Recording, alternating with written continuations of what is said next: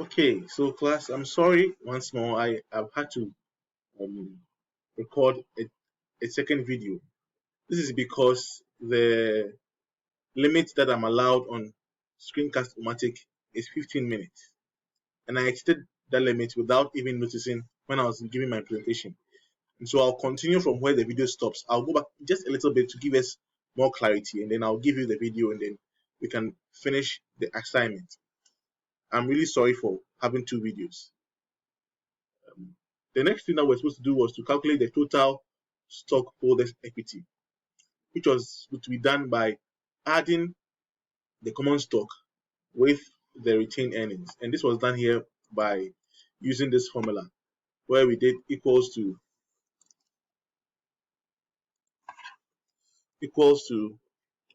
common stock plus retained earnings, which is this, and that gave us 29,270. And we put that value over here. Now we have to find the total liabilities and stockholders' equity, which is the sum of the total stockholders' equity and then the total liabilities, which can be found by doing this, which is 29,270 plus 1,640, which is the total liabilities, and we get 30,910. This number is the same as the assets. So on the face of it, we can say that our answer is correct. When we input that value and we finally submit, this is the value that we're going to get. And so to just give you a quick overview of what we have done so far today, we began by first creating the income statement for the month ended 31st August by inputting the revenue and the sales revenue, and then inputting all the expenses, which was the rent expense, salaries and wages expense, and the utility expense. After which we found the total expenses of all of the expenses, and then we took the difference of the total expenses and the total revenue, which gave us our net income or our net loss. In this case, there was a gain, so it was a net income. And then we moved to the next one, which was the retained earnings statement, which was also formed by using for the month ended August 31st, because it's over a period of time. Remember, retained earnings statement, income statement is over a period of time, while balance sheet is a snapshot at a point in time. So retained earnings August 1 was zero because it was a new company. Remember that we were told by the question that Columba was a new company.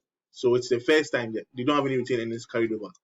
And we added that to the net income, which gave us this. And then we removed our dividends, which was paid at 2,100. So our total retained earnings at the end of August 31st was $4,870. $4,870. Then we go ahead and finish and calculate for our balance sheet items. Remember, the balance sheet is at a point in time. So at the end of the month, which is August 31st, 2017, the balance sheet was taken. And we did it in terms of the financial equation or the accounting equation, which is the assets, liabilities, and stockholders' equity. So assets equals to liabilities plus stockholders' equity. And we did that by first arranging them according to the order of liquidity. With our current assets, we had cash, which is the most liquid asset, and then we had accounts receivable, which is the next liquid asset, and then we had supplies, and then we total our current assets. When we had done that, we now came to our equipment, and then we found our total assets for all of the transactions that was done in August, which was 30,910 for total assets. And so remember, this number is supposed to be equal to the total liabilities and stockholders' equity.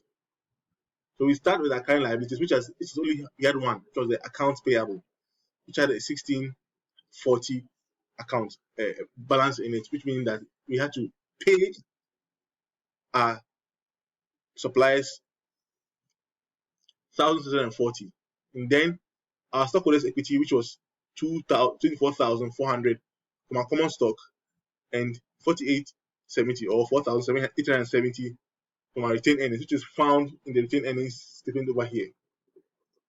Then we found our total stockholders' equity, which is the addition of the common stock of 24,400 and retained earnings of 4,870 or 4,870, give us a total of 29,270, and the total liabilities and stockholders' equity of 30,910. So this is our solution for the for this question.